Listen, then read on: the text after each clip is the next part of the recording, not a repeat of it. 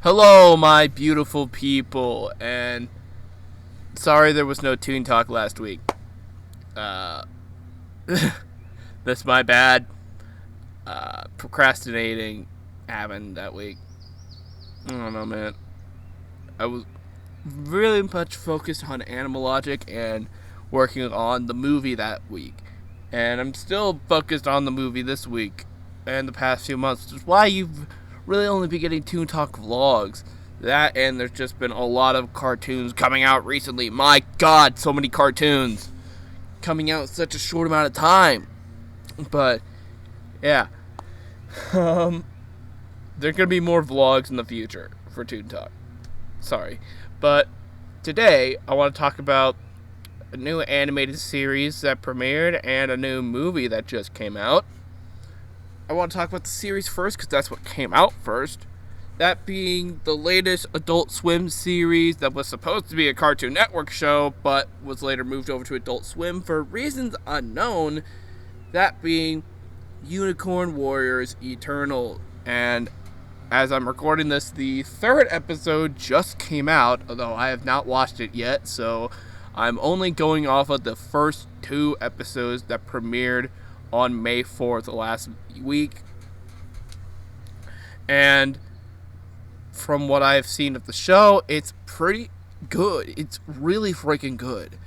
Unicorn Warriors Eternals was created by Genndy Tartakovsky, who created shows such as Dexter's Laboratory, Samurai Jack, the original Star Wars Clone Wars, Symbiotic Titan, Primal, and directed the first three Hotel Transylvania movies and the upcoming Fixed.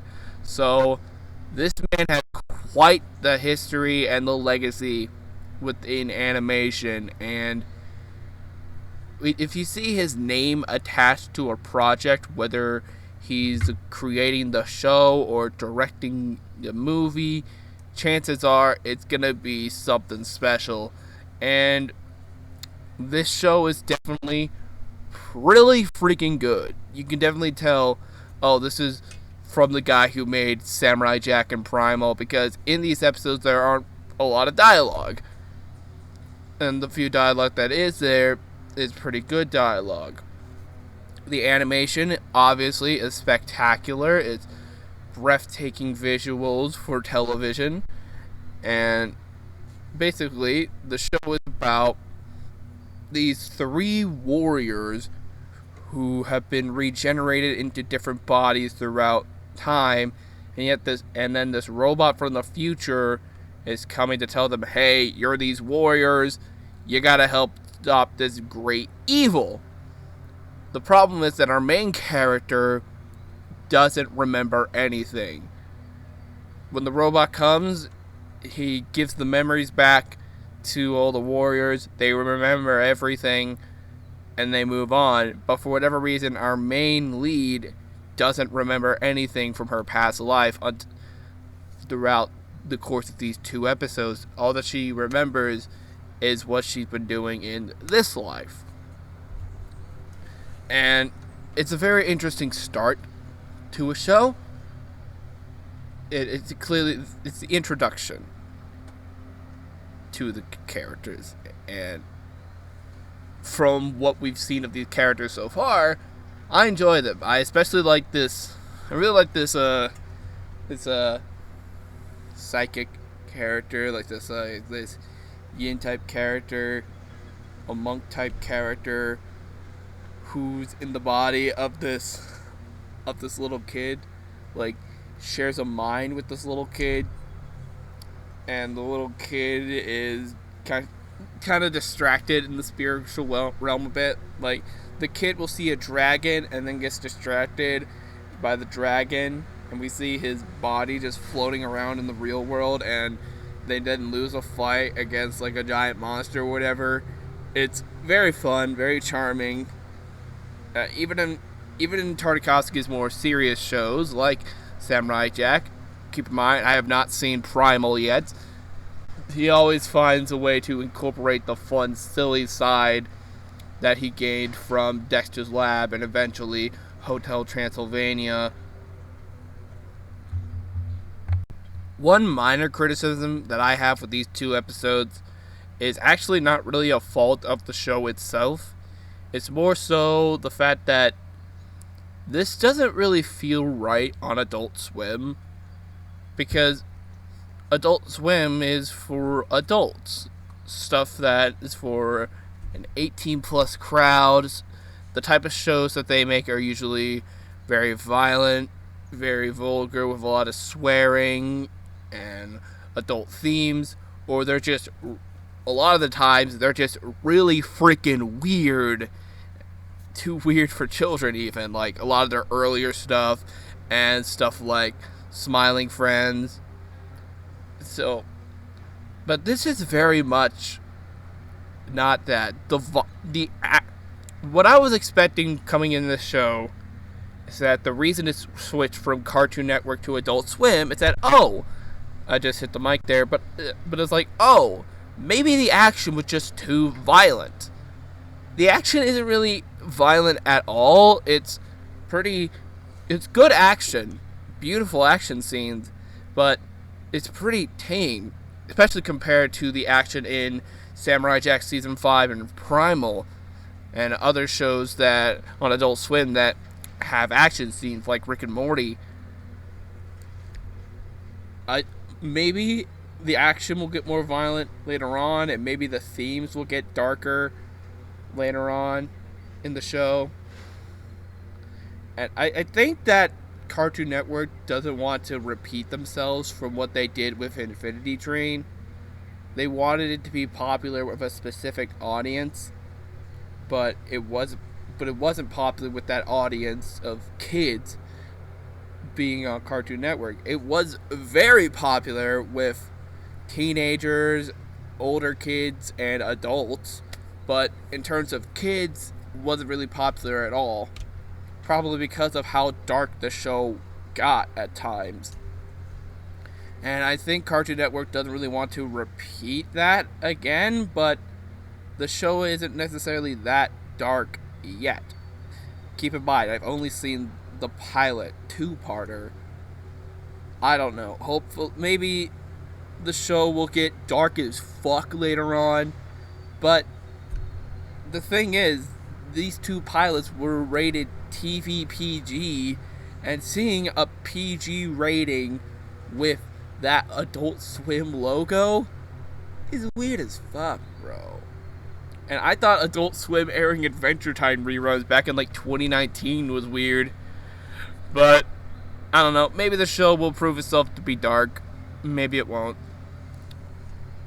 And if this show probably wouldn't be so popular with kids, a main target audience for Cartoon Network, I don't know if it would be popular with Adult Swim's target audience that are expecting something like Primal or the Samurai Jack reboot, and it's more like the original Samurai Jack. I know they've joked about this many times, but maybe there should be an Adult Swim Junior simply for shows like this.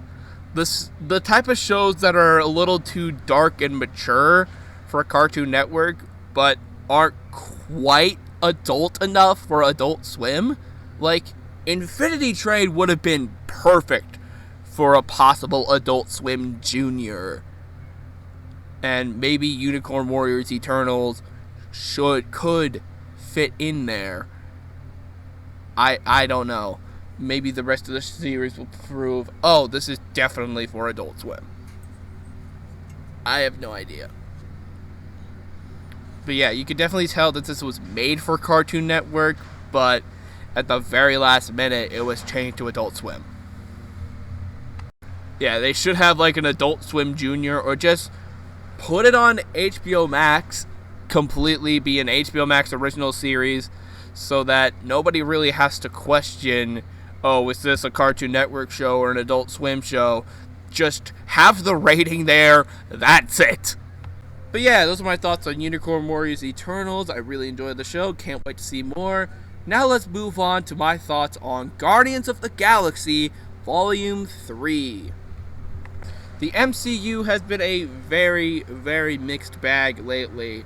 Sometimes they'll have stuff that is freaking great, like WandaVision, Loki, and No Way Home. Other times, things will be pretty good, like with Hawkeye, Falcon and the Winter Soldier. Other times things will be pretty okay, to like Multiverse of Madness or Moon Knight. And other times they'll just flat out suck, like Eternals or Thor Love and Thunder. And that's pretty much just been the main gist with Phase 4. But now we're in Phase 5, where Marvel reportedly will release far less content than what they did in Phase 4, which was a grand total of 18, by the way. And they'll only really focus on the quality of products.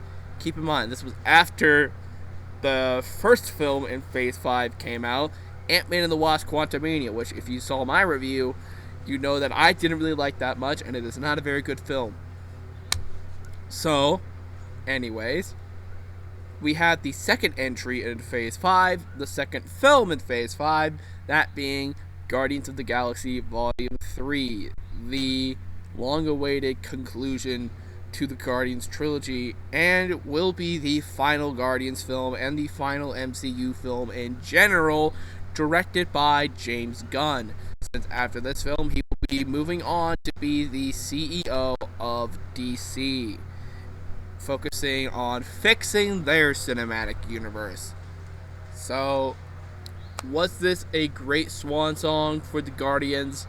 Abso-fucking-lutely. This film was an absolute blast from beginning to end. It was very much the darkest Guardians film, the most serious one, and this is very much reflected on how the film starts. I will be getting into some spoilers in this video, so if you have not seen the film yet, then please turn the video off now, go watch the movie, and then come back right here. Alright, we good? Everyone who hasn't seen the movie is gone now? Okay. So, I want to briefly talk about how the first two Guardians films start compared to how this film starts.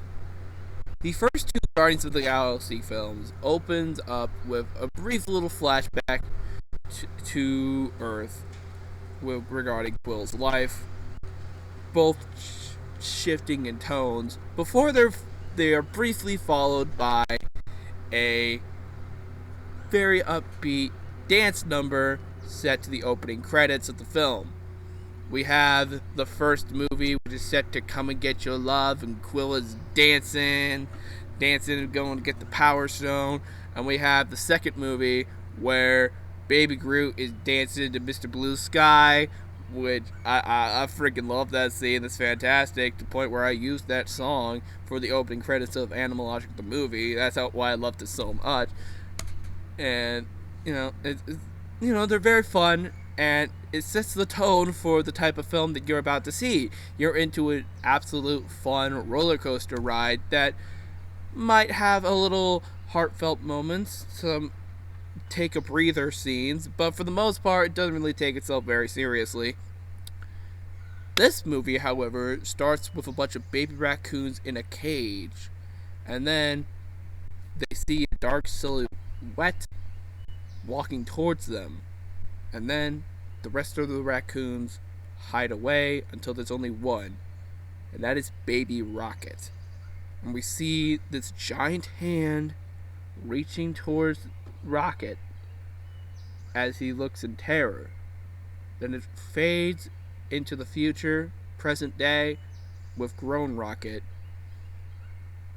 and Rocket is just walking through nowhere as Creep by Radiohead plays. The Guardians are just doing stuff, and the one joke thrown in there does let you know that this will be a comedy. You will have plenty of laughs along the way.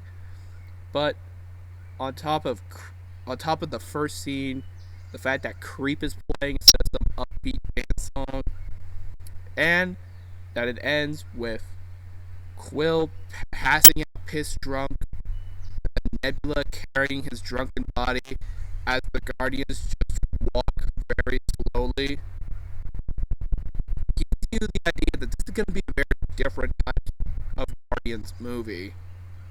you're still going to have a laugh or two. You're still going to laugh along the way, but it'll be more serious than the previous ones. Yeah, that's how the movie starts, man. Don't worry, it's not all doom and gloom. There are plenty of hilarious moments throughout the film. Like, Cosmo, the dog, is in this. Mia, speaking of dogs, she didn't like the fact that I was bringing up another dog. Yeah, Cosmo the dog's in this. She was in a background cameo in the first Guardians film before just randomly becoming a Guardian in the holiday special, because why the fuck not? And I love Cosmo. Cosmo's amazing. If you add a talking psychic dog in your movie, it's gonna be fantastic. So, Rocket is dying. Adam Warlock, who was teased at the end of Guardians 2, came down to collect Rocket's brain because he's working for the High Evolutionary, Rocket's creator, who taught. The High Evolutionary is one mean motherfucker. No redeeming qualities whatsoever. He just experiments and abuses animals all day, and he's just a nasty guy. He's the reason why a Rocket can talk, because he has a bunch of cybernetic enhances that forces him to and makes him. And we throughout the film we see flashbacks to how Rocket was abused, and we get to see his original group of friends. We got a ferret. We got not a ferret. We got an otter named Lila. We got a walrus named Teefs, and we got a rabbit named Floor, because she was laying on the floor, guys. Man, I love these guys. Their designs are very funny. They're hilarious. They're so cute. And then they fucking kill them. Man. I mean, with James Gunn's last movie, killing half of the Suicide Squad before the title shows up, that was more of a shock and a gag. Killing all those lovable animals, man, that was just mean. It shows how fucked up the High Evolutionary is and how fucked up Rocket's backstory is, but damn, bro, that's just sad. I love those guys. Especially the walrus, he talked like this. But man, that's just me. It's just me. So yeah, the High Evolutionary wants Rocket's brain because Rocket is very freaking intelligent compared to all the other animals that he's tested on, in order to form his perfect society, his perfect Earth, because he tried to make a replica Earth with these animal hybrids, saying that it's going to be the perfect Earth, but it ended up going into the exact same faulties that regular Earth had. You know, with crime, drugs, bigotry, all that other shit. And so, man just blows up the planet. Yeah, he just blows it up. So, yeah. So the Guardians have to stop this guy from destroying planets and enslaving children and animals in cages. Like, people keep animals in cages all the time. They're kind of supposed to be that way. Either that or the wild, stuff like that. Like, not a big deal, really. It's what he's going to do to the animals that's crazy. The dude just flat out had a bunch of children in cages. And they're really smart, and they have telekinetic powers. So, yeah. Put those in cages. So yeah, they have to stop this guy while also trying to save Rocket's life. And it's a much more personal film than the past Guardians films, which makes a little more sense. This is supposed to be a swan song. It's not like trying to save the world or anything, like Ronan or even Ego. We're just trying to kick this guy's ass because he wants to do something, and he did something really terrible to a character that we love. And seeing those flashbacks and seeing what exactly he did to that character and his old group of friends, really makes you want to see this guy get his ass kicked. And he does. It is very satisfying watching this guy go down. Marvel has had an interesting history with villains. A lot of the time, they've been very one note, not memorable in the slightest. But sometimes you'll have a villain that's very compelling and you absolutely see where they are coming from. But the MCU in particular hasn't really had a villain where you're just supposed to hate completely. You're not supposed to see any sympathy. You're not supposed to root for them in any way. You're just supposed to hate this motherfucker. And the High Evolutionary is definitely one of them. I think the closest thing they gotten to was Helen, but then again, she was also kind of a, hey, Odin kind of sucked type of bad guy. But High Evolutionary, completely evil, pure evil. You just want to see him get taken care of. You want to see him get his ass kicked.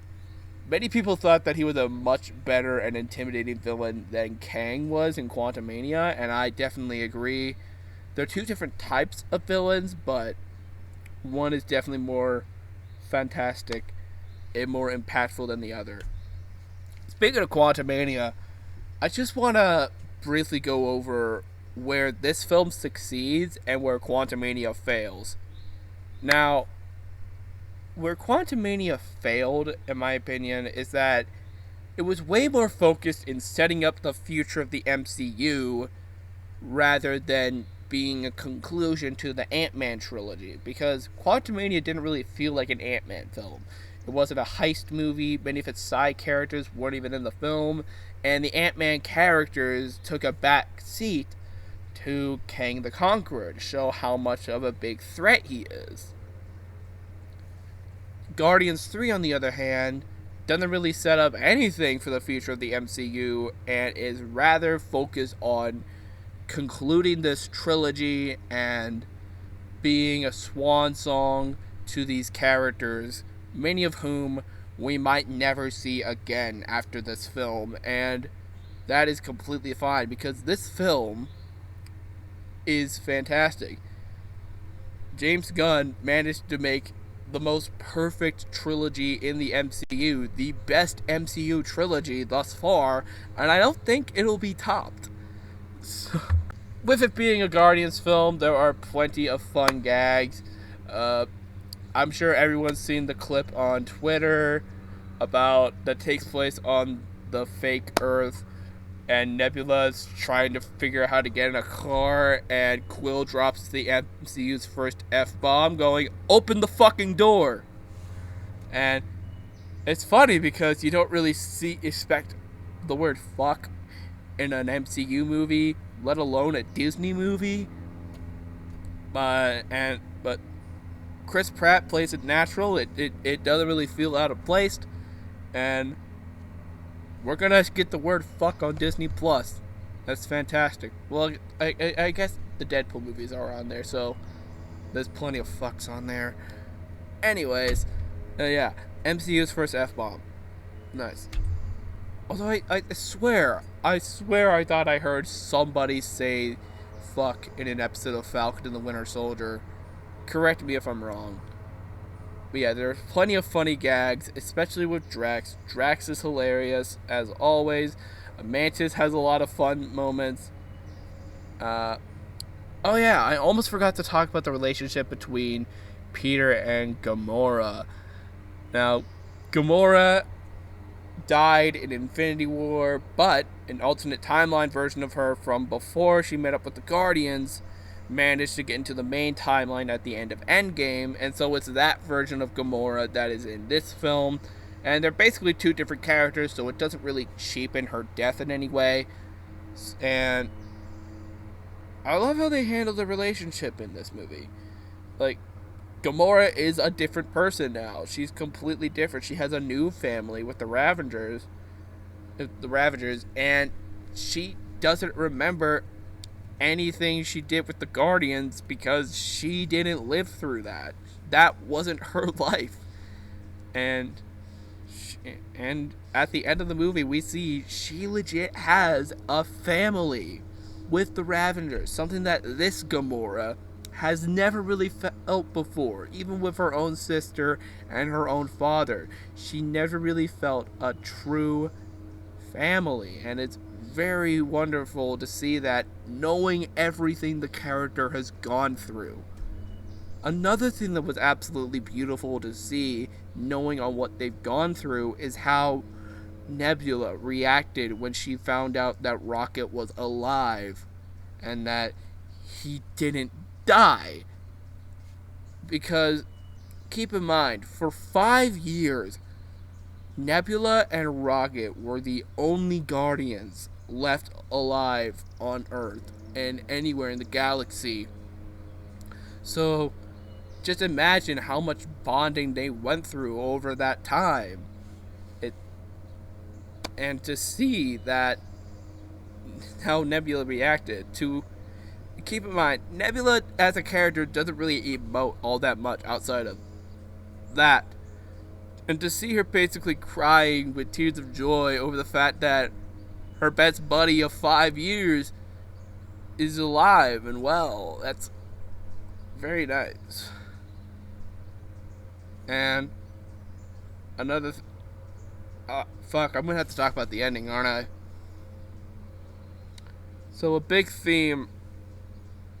Alright, before I get into that, I want to get into what's the coolest fight scene, probably the best fight scene in the MCU. It's the scene right before they're about to kick the High Evolutionary's ass and free all the children. And it's this one take of the Guardians just shooting all the soldiers. Oh, it's fantastic. You'll know it when you see it. It's fantastic. But yeah, the ending of this movie. Goddamn. The Guardians realize we can't run from our problems anymore. And so Mantis leaves the Guardians to become her own woman. And Gamora returns to the Ravengers. And Quill returns to Earth for the first time in 30 years. Except, no, he fucking didn't. Because he was on Earth in the end of Endgame. And I remember at the time, that really pissed me off seeing, why didn't he react to being on Earth? But the reason he didn't do that because he was still hiding from Earth. He was running away from Earth. And he hadn't been to Earth since he was 8 years old. He had the... It was when What If came out, when I put the pieces that Quill could have returned to Earth at literally any time he wanted to, but he couldn't. That because he was... outside of the end of Endgame, the last memory Quill had of Earth was running away after his mom died. So Quill's been running almost his whole life, and seeing him back on Earth, reunited with his grandpa, that was just beautiful, man. That was beautiful.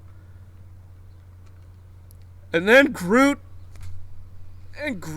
before all this happens, Groot says, the very last thing Groot ever says, he said, we finally get to hear what the Guardians hear in terms of what Groot is actually saying. Because as the audience and everyone else in the movie and Gamora throughout this entire film, we've only ever heard I am Groot. Here, we get to hear, in this final scene, we get to hear what the Guardians hear him say. When Groot says, I love you guys. Oh, God. And then the ending comes. And they're all just dancing in nowhere. Everyone's just dancing. Nebula's happy. And I'm just like, you let her be happy, man. She's been through way too much. And then, oh my God, man. And then, towards the end of the number, and the kids are wanting Drax to dance. And Drax, he doesn't dance. And then Drax starts dancing, man. Oh, man. Oh, God. There's just so much to go into this movie. I'm sure I've forgotten a couple things. But It was a absolute beautiful end to have this film with all of his sadness and for all of his fun stuff. To have it end with a big old dance number with the Guardians, and just dancing and screaming, very lovely. But with it being a Marvel movie, there are two post-credit scenes. The mid-credit scene shows us with the new Guardians, which consists of Rocket as the captain, and it also consists of Kraglin, Cosmo, Adam Warlock, which, fuck, I almost completely forgot about Adam Warlock. Uh, he was fine. He was very different from how he was in the comics, but I think it worked for the movie. He was pretty funny. But yeah, Adam Warlock, King Groot. Yeah, he's a big boy Groot now. Uh, did I mention Cosmo? Yeah, I mentioned Cosmo. And one of the kids that they saved out of the cage, who was actually the daughter of Marvel, the original Captain Marvel, who is in the MCU. They just gender bent him. She was the captain for Captain Marvel in the original Captain Marvel film. And yeah, they're just fighting off against some people on this planet, and it's set to Come and Get Your Love, the original opening song from the first Guardians film, and that's what plays over the end credits with just pictures from all the previous Guardians films, including Endgame and Infinity War and the holiday special. And it was a very fitting end. But there's still one more, and it's just Quill talking with his grandpa over breakfast.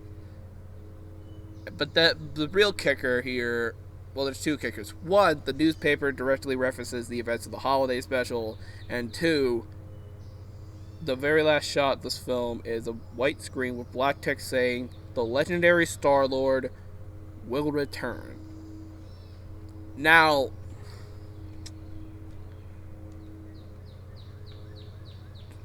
should this really happen? I don't think so. Because looking at the way that Quill's story ended in this film, it's kind of a beautiful end. He's done running. He's done with all the space shenanigans. He's gonna come back to Earth and live a normal life.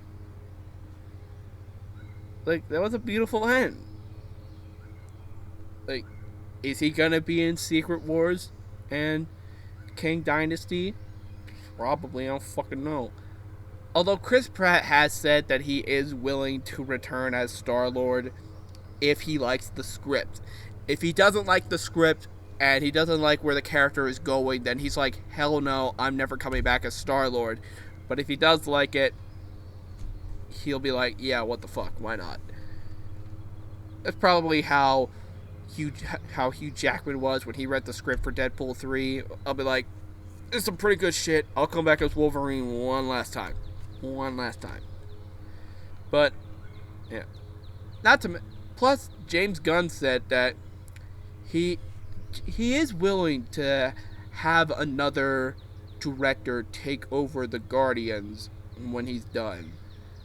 Like, if someone ever wants to make a Guardians of the Galaxy Volume 4, or say the new Guardians of the Galaxy, focus on this new team, then Gunn said, yeah, why the fuck not?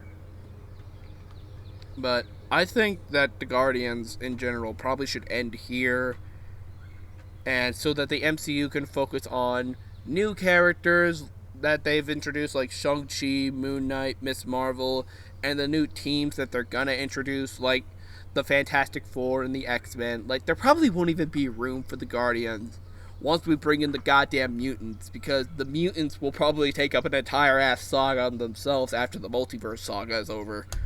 But I think that this corner of the MCU, the Guardians of the Galaxy, should close the book on it.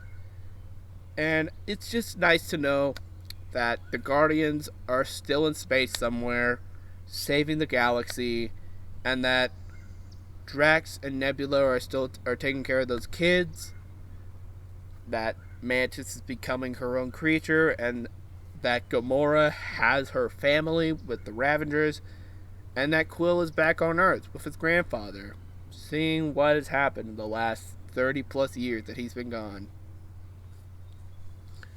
So, overall, Guardians of the Galaxy Volume 3, I talked a lot about this fucker in this video. Way more than I did Unicorn Warriors Eternals, goddamn. It was very lovely. Easily the best film in Phase 5, although there's only 2 movies, so I think it's one of Marvel's top 5. It officially makes Guardians of the Galaxy the best trilogy in the MCU. This is absolutely fantastic. If you have not seen it, watch this movie. This was great.